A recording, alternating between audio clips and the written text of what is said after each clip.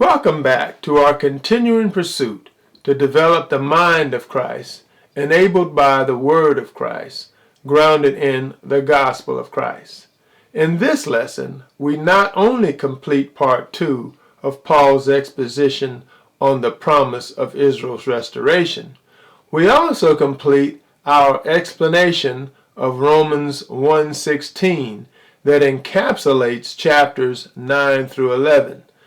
And our theme has been to the Jew first and also to the Gentile, with the subtheme, did God's word fail?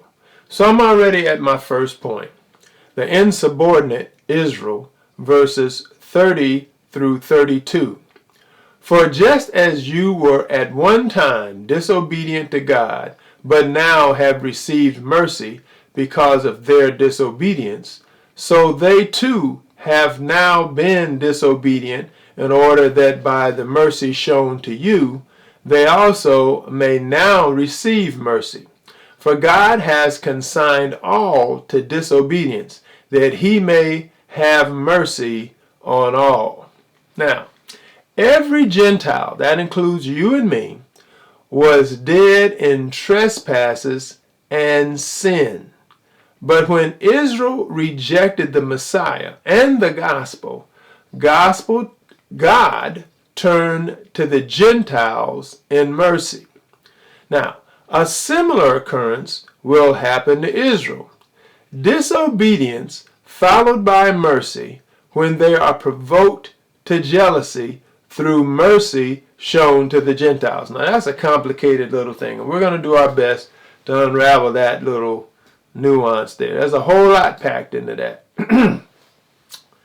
God, having found both Jews and Gentiles disobedient, all right, God bound them in their condition so that there would be no way out except on his terms. But this does not mean salvation is for all. Now check that. But only for those who believe. All right? Now, verses 30 through 31 explain how God's continuing elective love of the Jews will be shown. All right? The argument recapitulates the process that Paul has described several times already. So, according to which God works out the salvation of humanity using Jews and Gentiles. Now, follow me on this string, because there's another very complicated string right here. Paul uses the familiar just as and so also construction and logic to argue that the sequence of disobedience followed by mercy, now experienced by the Gentiles, will also be experienced by the Jews. All right? Paul again uses formal parallelism to enhance this similarity in treatment, linking the end of verse 30 and the beginning of verse 31. I'm trying to really unravel this. Paul addresses the experience and circumstances of Gentile Christians in verse 30. They were at one time disobedient to God. He asserts that disobedience is one reason why God's wrath falls on both Jews and Gentiles. All right? Paul characterizes sin in terms of disobedience because the suppression of God's truth is equally applicable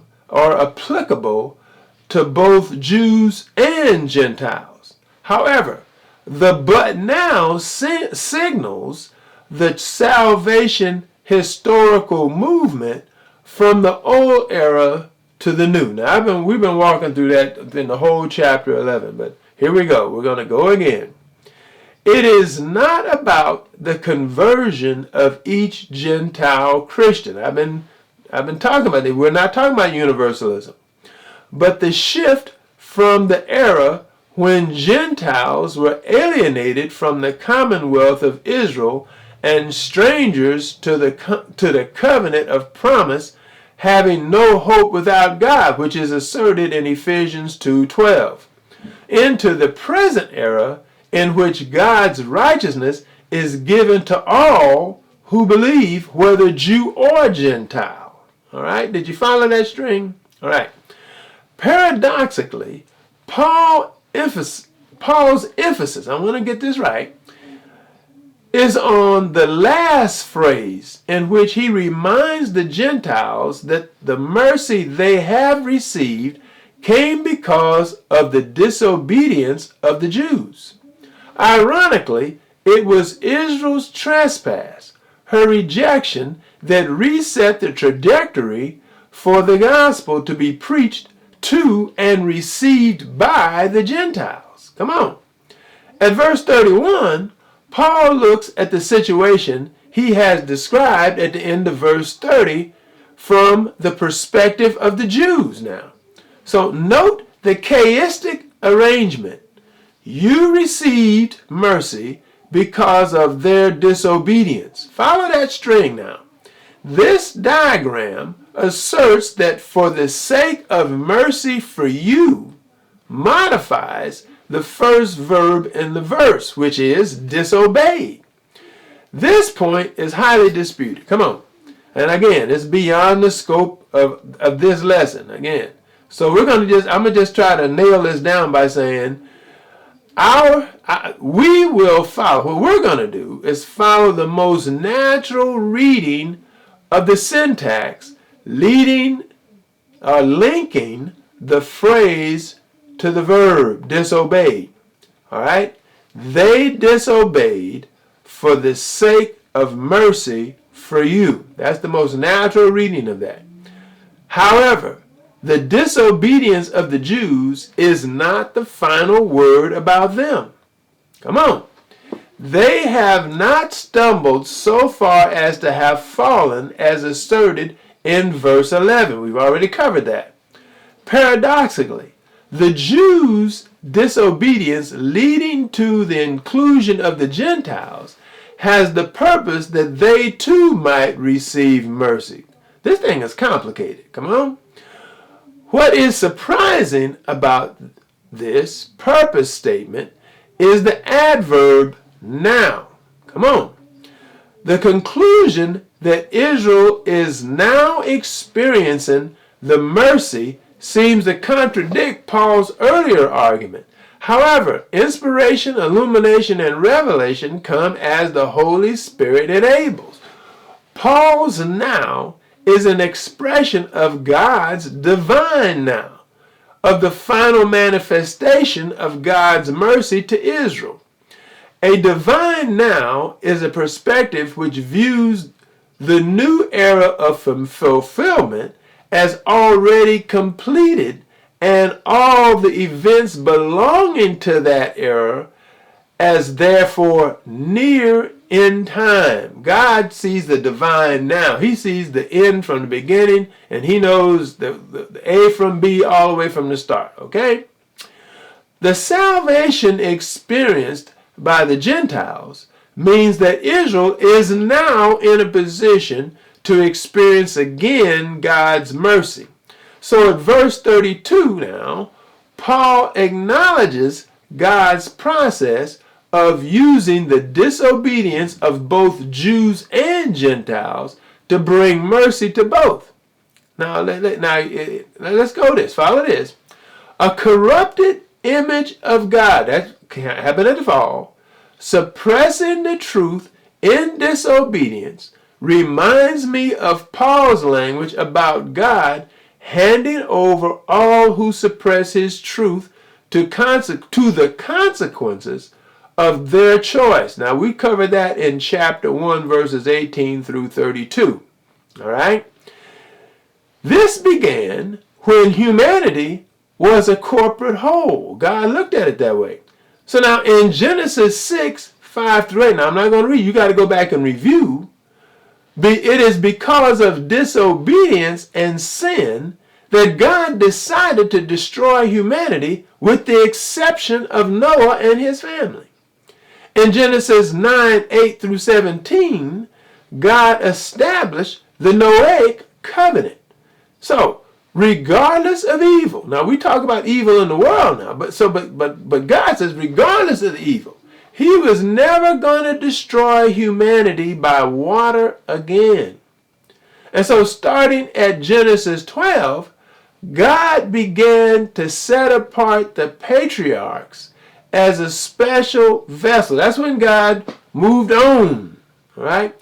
To do what? Redeem those in humanity who believe, not suppress his truth.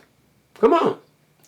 God's punishment, all right, for suppressing his truth, while still a punishment, has an ultimate redeeming purpose, and that is to bestow mercy.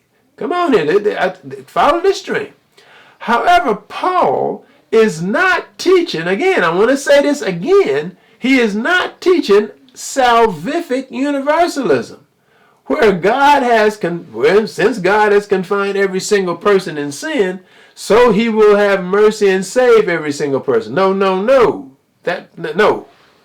Drop that out of your thinking if it's anywhere creeping in.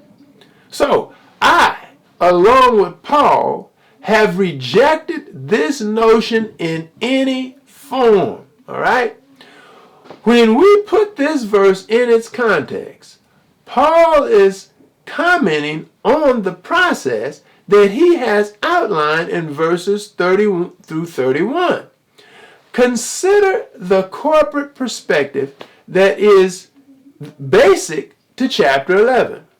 All refers again to all the groups about which Paul has been speaking. For example, Jews and Gentiles. Now that's all he's been speaking about, because if you're not a Jew, you're a Gentile. And if you're not a Gentile, you're a Jew. That's it. That's the only two choices. All right?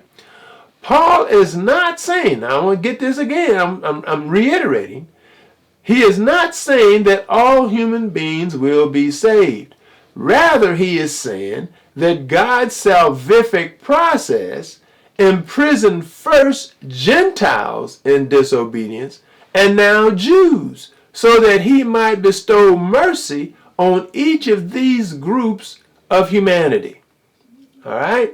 Now, how many from each group, come on, will ultimately, now I'm going to say this, that will ultimately be saved, Paul does not say. Nail that down. Why? Because without God's revelation, he does not know. Paul can only report what God revealed to him, and he did not reveal the total number of Gentiles and Jews that will be saved. So, even though in verses 28 through 32, he wraps up the argument of chapters 9 through 11, these verses bring to a climax a line of thinking that appears to create tension with what Paul taught earlier in these chapters and in his writings elsewhere. Okay, so what is it? In chapter 9, Paul seems to teach that God elects individuals based on his grace without any consideration of ethnic origin, which is a perspective consonant with Paul's vision of the church of Jews and Gentiles as the fulfillment of God's promises to Abraham.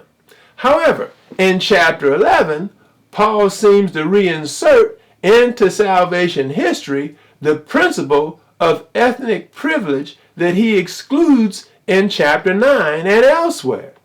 Jews, just because they are Jews, can look forward to a time when a great number of them are going to be saved. Come on. Some view Paul's inconsistency as a problem in his teaching about Israel's election. However, this view fails to give due attention to the larger theological presupposition and framework of reference that enables us to solve the apparent contradiction at the conceptual level. Come on here. I'm doing a little bit of a theological thing here, but it's necessary to kind of link all this together.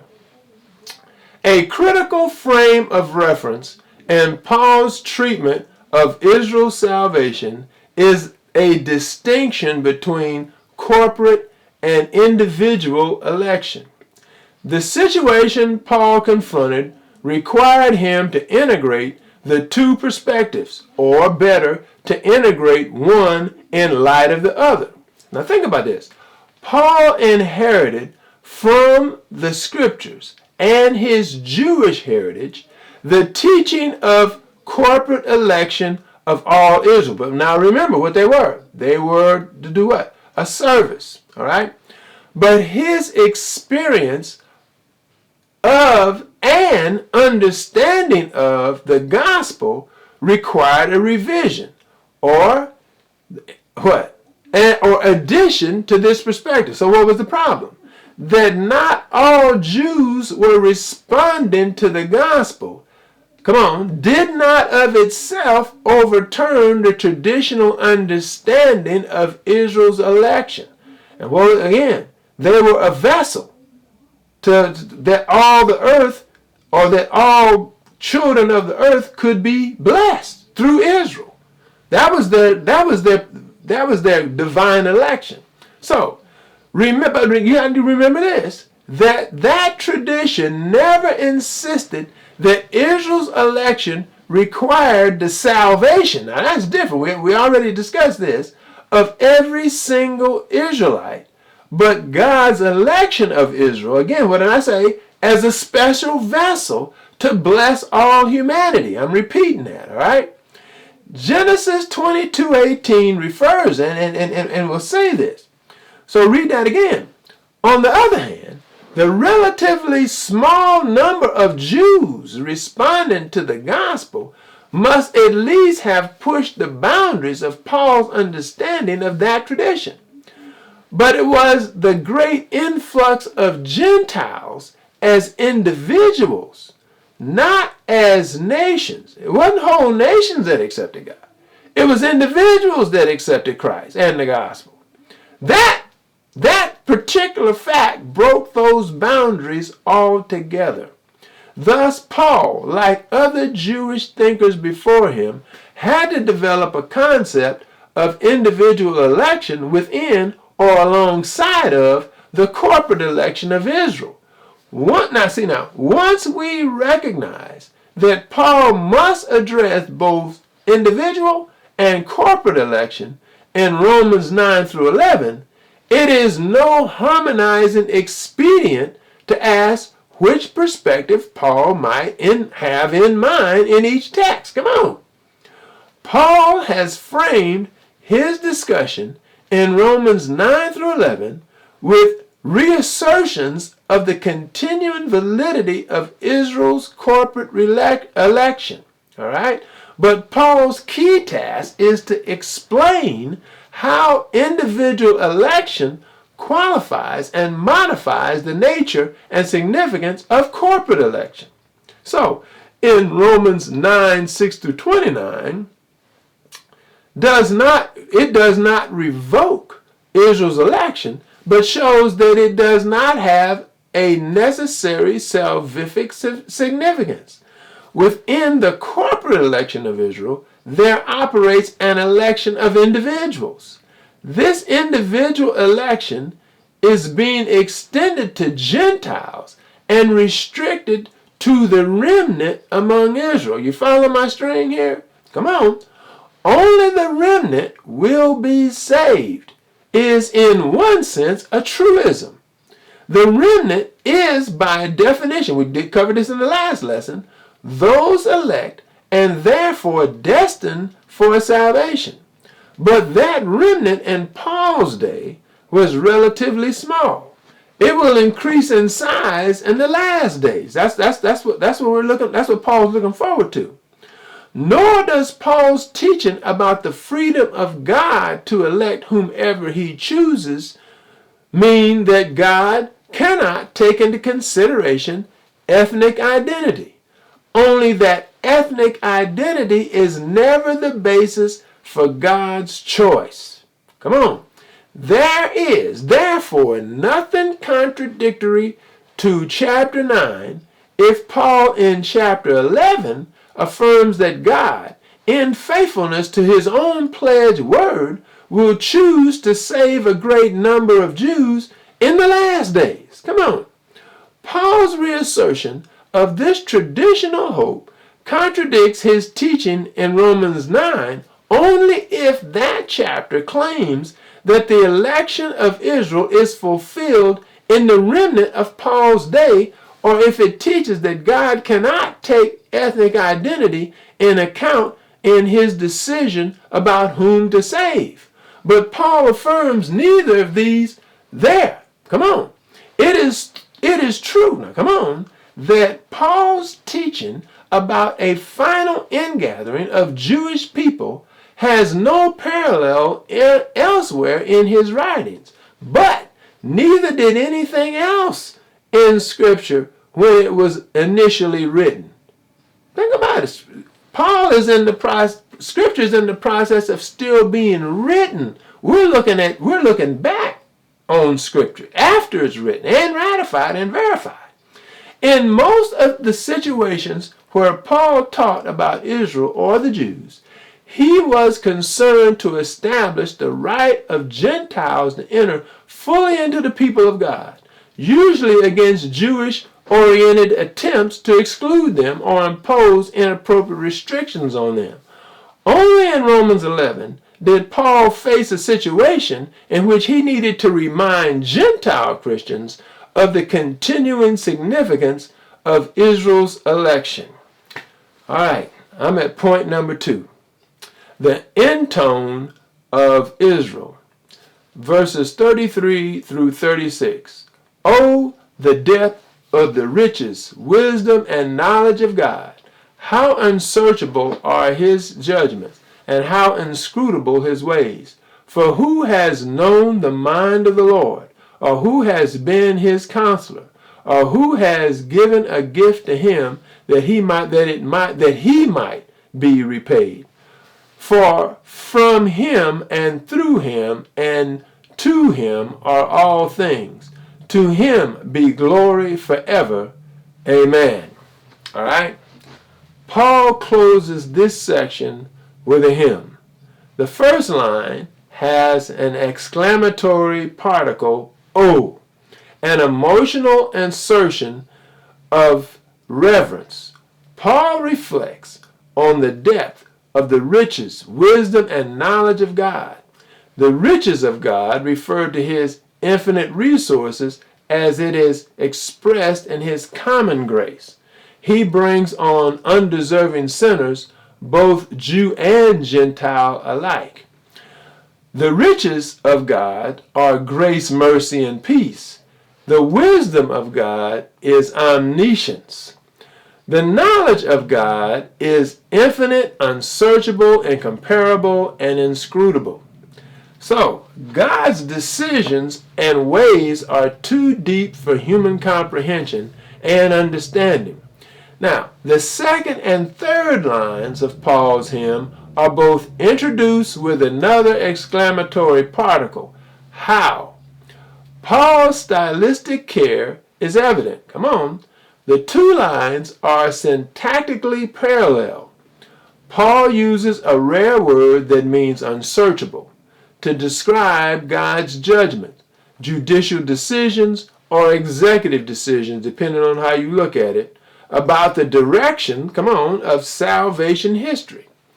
Paul uses the word inscrutable to describe God's ways. Now, in synonymous parallelism, then, the second and third lines of Paul's hymn exalt God's providential control of salvation history as something beyond human understanding.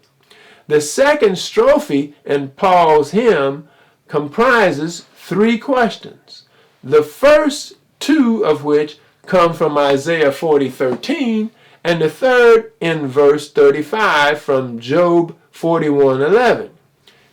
It is possible now that each question relates in reverse order to one of the exclamations in verse 33. Who knows the mind of the Lord, would then expand into the inscrutable ways of God, who has been his counselor, would draw out the implication of his unsearchable judgments, and who has given to him in advance so as to give back to him would suggest implication of God's riches, grace, mercy, and peace. The question in these verses are obviously rhetorical, expecting the answer, no one. The first two stress that no human being can understand what God is doing in the world. But as to the wisdom tradition from which these questions are drawn, what no human can understand, wisdom can. And remember, in Proverbs, wisdom is personified to be God himself. And since Paul sees Christ as the embodiment of that wisdom, justifies the conclusion no one, a qualification that no one except Jesus Christ, who has revealed to us in his own person the plan of God for salvation history. All right? The third question moves from the issue of our knowledge of God's plan to the way in which we experience it. No one, Paul claims, is ahead of God in giving as if to earn recompense from him. Come on, think about this. God didn't owe us anything. Paul then reminds us that it is only by God's grace that we can experience the depth of riches that his plan is designed to communicate. So in verse 36, Paul's affirmation of the centrality of God may relate specifically to verse 35. No one is able to demand anything from God as the source, sustainer, and goal of all things. So, as we complete this part of our study, our response to God's supremacy should mimic Paul's doxology. All right? We finally got here. We completed chapters 9 through 11. This was a big change off of chapter 8 where we were doing so much theology. This has been a chance to really dig in to that theology.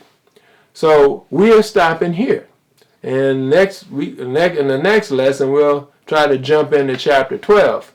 But again, if you want to review or research this or any lesson that I have on YouTube, please type in Compassionate Holistic Habitus. All right? And you can go there and you can review all the lessons. This is a lot. I've tried my best to unravel a whole lot of content without getting into, again, deep theology or biblical studies questions, because it gets deeper. All right? So the gospel of Christ is the ground and foundation for the word of Christ that enables the mind of Christ. May God bless and keep you. Amen, amen, and amen.